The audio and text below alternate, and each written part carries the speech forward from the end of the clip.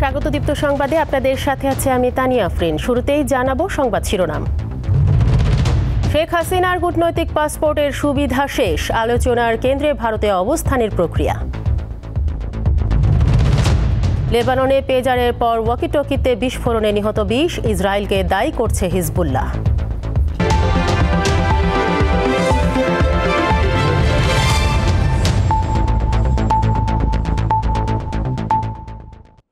দেখছিলেন শিরোনাম, এবারে পুরো খবর। কূটনৈতিক পাসপোর্টের বদৌলতে আজ ভারতে থাকার মেয়াদ শেষ হচ্ছে শেখ হাসিনার। এরই মধ্যে সাবেক এই প্রধানমন্ত্রীর ডিপ্লোম্যাটিক পাসপোর্ট বাতিল করেছে বাংলাদেশের অন্তর্বর্তীকালীন সরকার। এখন শেখ হাসিনার ভারতে অবস্থান কিভাবে সম্ভব তা নিয়ে আলোচনা হচ্ছে। তীব্র গণ আন্দোলনের মুখে ক্ষমতাচ্যুত হয়ে প্রধানমন্ত্রী শেখ হাসিনা দেশ ছেড়ে ভারতে আশ্রয় নেন গেল 5 আগস্ট। কূটনৈতিক পাসপোর্টের ক্ষমতায় তিনি দেশটিতে 45 দিন থাকতে পারেন বৈধভাবেই, যদিও এরই মধ্যে তার সেই পাসপোর্টটি বাতিল করেছে বর্তমান অন্তর্বর্তীকালীন সরকার। কূটনৈতিক পাসপোর্টের সর্বোচ্চ সুবিধার মেয়াদ শেষ হওয়ায় আলোচনা চলছে ভারতে শেখ হাসিনার অবস্থান কি হতে পারে। কূটনীতি বিশ্লেষকরা বলছেন এটা পুরোপুরি ভারত সরকারের সিদ্ধান্ত। একটা পাসপোর্ট ছিল, ততক্ষণ পর্যন্ত একটা বৈধতা থাকবার বৈধতা ছিল, এখন তো ওনার পাসপোর্ট নাই। ভারত সরকার এবং শেখ হাসিনা ওনারা দুজনে মিলে আলোচনা করে কীরকম অবস্থানে থাকতে চান সেটা ব্যাপারে ভারত সরকারের সিদ্ধান্তের উপরেই নির্ভর করবে। সেটা তাদের সিকিউরিটি এস্টাবলিশমেন্টগুলি যেগুলি আছে তারা এটাকে কিভাবে দেখেন এবং এটাকে কিভাবে নিরূপণ করবেন তার উপরে। সুতরাং 45 দিন শেষ হয়ে গেলেই যে বিষয়টা একটা অবৈধ পর্যায়ে চলে যাবে সেটার যেমন সম্ভাবনা থাকে, কিন্তু সেই দিক থেকে এটাকে রিজলভ করার যত রকমের স্কোপ আছে সেটা হয়তো ভারত সরকার বিবেচনা করবে। এরই মধ্যে ভারতের সঙ্গে বাংলাদেশের বর্তমান পররাষ্ট্র নীতি নিয়েও এক ধরনের উৎকণ্ঠা দেখা দিয়েছে। বিশেষজ্ঞরা মনে করছেন ভারতকে বাংলাদেশের নতুন সামাজিক ও রাজনৈতিক বাস্তবতা অনুধাবন করতে হবে। ভারতের জন্য যথেষ্ট প্রস্তুতির ঘাটতি আছে বাংলাদেশের সাথে যুক্ত হওয়ার জন্য, এবং ভারতের সেই ক্ষেত্রে পররাষ্ট্র নীতিতে আমার মনে হয় তারা যে পর্যন্ত একটা ক্রেডিবল, ট্রাস্টওয়ার্দি অ্যান্ড কনফিডেন্স অনুযায়ী কনফিডেন্স তৈরি করার মতো উপাদান না নিয়ে বাংলাদেশের কাছে যদি সম্পর্ক অত্যন্ত ভালো আশা করেন, সেই জায়গাতে আমার মনে হয় যে হোঁচট খাওয়ার সম্ভাবনা আছে। ভারতের দৃষ্টিভঙ্গি প্রাথমিকভাবে একটু ভিন্ন ছিল, অথবা তাদের বুঝতে একটু অসুবিধা হয়েছিল। গতকাল ভারতের পররাষ্ট্রমন্ত্রী যে কথা বলেছে তাতে আমার মনে হয় যে একটু তারা তাদের উপলব্ধিটার মূল্যায়ন করছেন। আবার আমাদের পারস্পরিক নির্ভরশীলতা আছে, সো আমি মনে করি যে এই উপলব্ধিটা যদি ভারতের এসে থাকে তাহলে সম্পর্ককে স্বাভাবিক জায়গায় নিয়ে যেতে সহায়ক হবে বলে।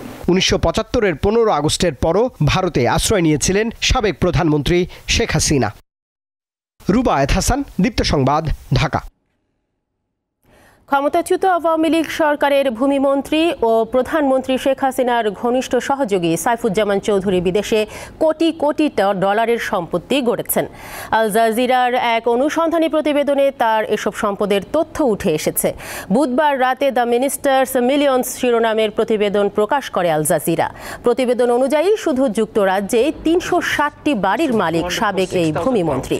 এর বেশিরভাগই বার্কলি গ্রুপের মতো শীর্ষস্থানীয় নির্মাতা প্রতিষ্ঠান থেকে কেনা। বাড়িগুলোর বর্তমান বাজার মূল্য 32 কোটি ডলার, বাংলাদেশি টাকায় যা 3,824 কোটি টাকারও বেশি।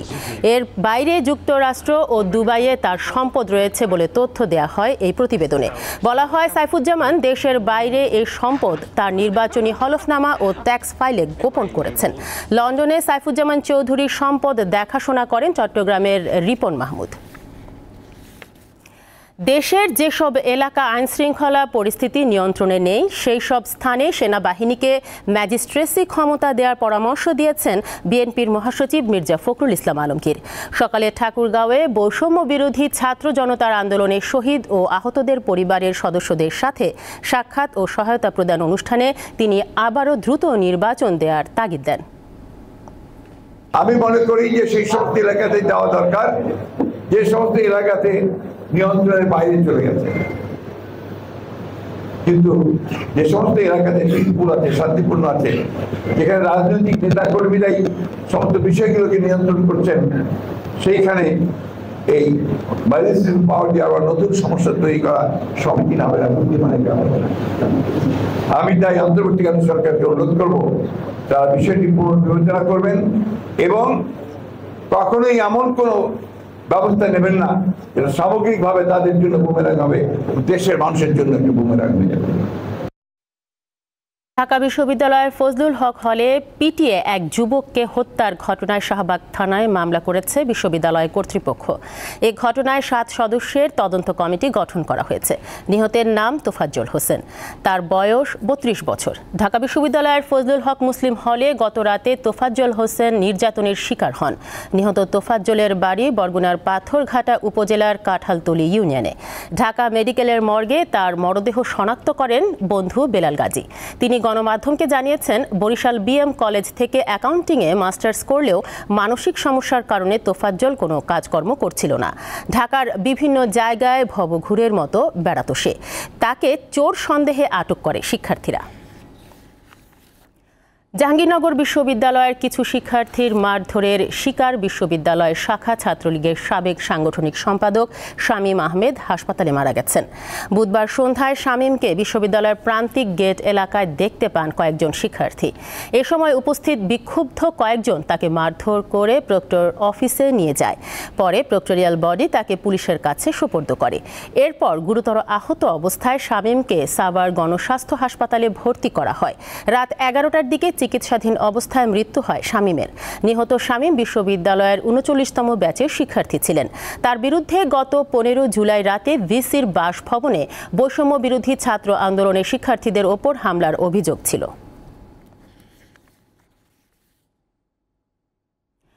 রাজধানী সহ সারা দেশে বাড়ছে ডেঙ্গু আক্রান্তের সংখ্যা। হাসপাতালগুলোতেও বাড়ছে ডেঙ্গু রোগী। কক্সবাজার সদর হাসপাতালে ডেঙ্গু ওয়ার্ডে ভর্তি রয়েছেন 68 জন। এর মধ্যে শিশু 10 ও নারী 32 জন। বেশিরভাগ রোগী শহরের পাহাড়তলী, আদর্শ গ্রাম, কলাতলী, লারপাড়া, ঘোনাপাড়া ও বৈদ্যঘোনা সহ বিভিন্ন পাহাড়ি ও ঘনবসতিপূর্ণ এলাকার। কক্সবাজার সদর হাসপাতালের আবাসিক চিকিৎসক ডাক্তার আশিকুর রহমান জানান, শহরের জলাবদ্ধতার কারণে মশার বংশ বিস্তার ঘটছে। এ কারণেই ডেঙ্গু রোগী বেড়েছে কয়েক গুণ। বরগুনায় দিন দিন বাড়ছে ডেঙ্গুতে আক্রান্তের সংখ্যা। বরগুনা জেনারেল হাসপাতালে চিকিৎসাধীন আছেন 51 জন। গত 24 ঘন্টায় নতুন করে ভর্তি হয়েছেন 7 জন। রাজবাড়ীতে গত 19 দিনে সদর হাসপাতালে 26 জন ডেঙ্গু রোগী চিকিৎসা নিয়েছেন। ঢাকা উত্তর সিটি কর্পোরেশনের 54টি ওয়ার্ডে ডেঙ্গু প্রতিরোধে একযোগে শুরু হয়েছে মশা নিধন অভিযান। বৃহস্পতিবার সকালে এই কার্যক্রম উদ্বোধন করেন ঢাকা উত্তর সিটি কর্পোরেশনের প্রধান নির্বাহী কর্মকর্তা মীর খায়রুল আলম। 25 সেপ্টেম্বর পর্যন্ত চলবে এই কর্মসূচি। প্রধান নির্বাহী কর্মকর্তা বলেন, বিভিন্ন হাসপাতাল থেকে ডেঙ্গু আক্রান্ত রোগীর তথ্য উপাত্ত নিয়ে সেসব এলাকায় বিশেষ অভিযান পরিচালনা করবে ডিএনসিসি। তবে যেসব এলাকায় কাউন্সিলর নেই সেসব এলাকায় ঢাকা উত্তর সিটির কর্মকর্তারা মনিটরিং করবেন। সচেতনতা বৃদ্ধির লক্ষ্যে ধর্মীয় প্রতিষ্ঠান সহ শিক্ষা প্রতিষ্ঠানগুলোতে প্রচারণা চালানো হবে বলেও জানান তিনি।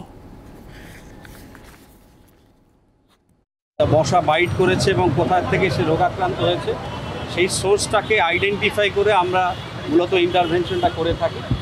আপনারা জানেন যে এই বিষয়গুলো কাউন্সিলর মহোদয়, মেয়র মহোদয়রাই করে থাকেন। তারা যেহেতু এখন সব জায়গায় নেই, সেই কারণে আমরা বিশেষ এই কর্মসূচিটি নিয়েছি।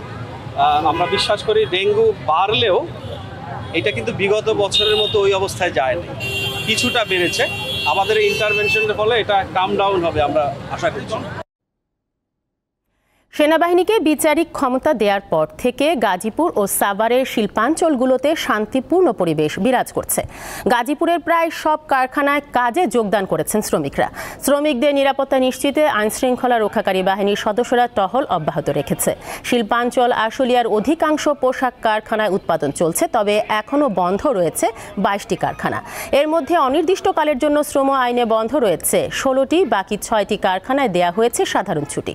শনিবার বন্ধ কারখানাগুলো খুলে দিতে পারে মালিক কর্তৃপক্ষ, এমন কথা জানিয়েছে শিল্প পুলিশ।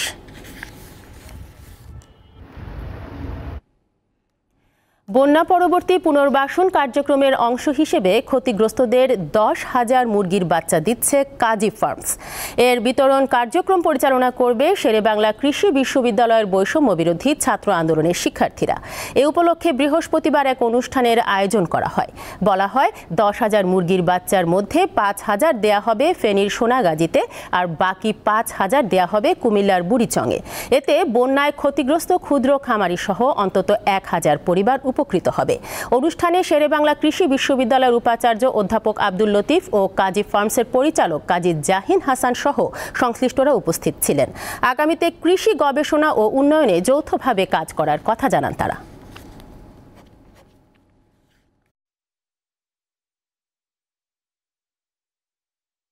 5,000 মুরগির বাচ্চা দিলে হয়ে যাবে, তো সেখানে তারা 10,000 মুরগির বাচ্চা দিয়েছে। তা আমরা আরও খুশি। বাংলাদেশের এই বন্যা দুর্গত মানুষের জন্য, সেই রিজিয়নের জন্য আমাদের এই ক্ষুদ্র প্রচেষ্টার মাধ্যমে মানুষের ভাত, সবজি এবং অন্যান্য যে প্রোটিনের উৎস কিছুটা হলে আমরা এই ঘাটতি পূরণ করতে পারবো ইনশাল্লাহ।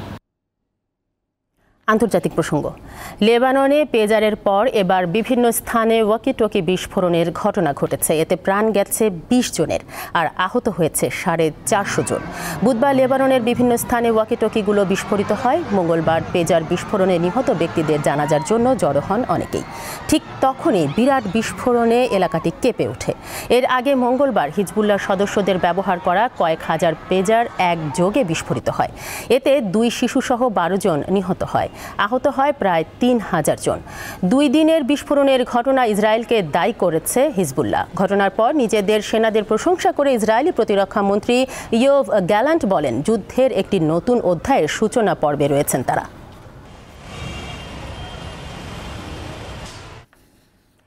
অবৈধভাবে দখল করা ফিলিস্তিনের সব ভূখণ্ড ছাড়তে ইসরায়েলকে সময় বেঁধে দিয়ে জাতিসংঘের সাধারণ পরিষদে একটি প্রস্তাব গৃহীত হয়েছে। স্থানীয় সময় বুধবার নিউ ইয়র্কে জাতিসংঘের সাধারণ পরিষদে বিপুল ভোটের ব্যবধানে প্রস্তাবটি গৃহীত হয়। যুদ্ধ এবং সংঘাতের মধ্যে বিশ্ব সংস্থাটির এ পদক্ষেপকে ঐতিহাসিক বলে অভিহিত করেছে ফিলিস্তিনি কর্তৃপক্ষ। প্রস্তাবের পক্ষে ভোট দেয় 124টি দেশ। যুক্তরাষ্ট্র, ইসরায়েল, আর্জেন্টিনা সহ বিপক্ষে ভোট দেয় 14টি দেশ। আর ভারত সহ ভোট দেয়া থেকে বিরত ছিল 43টি দেশ। গৃহীত প্রস্তাবে ইসরায়েলের বেআইনি উপস্থিতি বন্ধ করা সহ দখলদারিত্বের কারণে ফিলিস্তিনিদের ক্ষতিপূরণের জন্য তেল আবিবের প্রতি আহ্বান জানানো হয়। জাতিসংঘে ইসরায়েলের রাষ্ট্রদূত ড্যানি ড্যানন ভোটের ফলাফলকে একটি লজ্জাজনক সিদ্ধান্ত বলে উল্লেখ করেছেন। যুক্তরাষ্ট্রে ডোনাল্ড ট্রাম্পের নির্বাচনী প্রচারণার কিছু তথ্য জো বাইডেনের কর্মীদের কাছে পাঠানোর অভিযোগ উঠেছে ইরানের বিরুদ্ধে। স্থানীয় সময় বুধবার যুক্তরাষ্ট্রের কেন্দ্রীয় গোয়েন্দা সংস্থা FBI, cyber security and infrastructure security agency এবং ডিরেক্টর অফ ন্যাশনাল ইন্টেলিজেন্সের কার্যালয় এক যৌথ বিবৃতিতে এ অভিযোগ করে।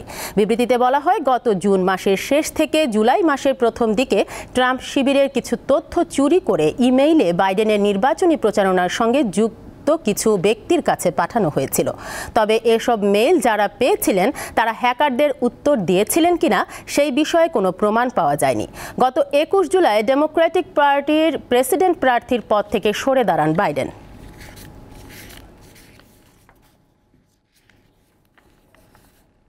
শেষ করব দীপ্ত সংবাদ, তবে যাবার আগে সংবাদ শিরোনামগুলো জানাবো আরও একবার।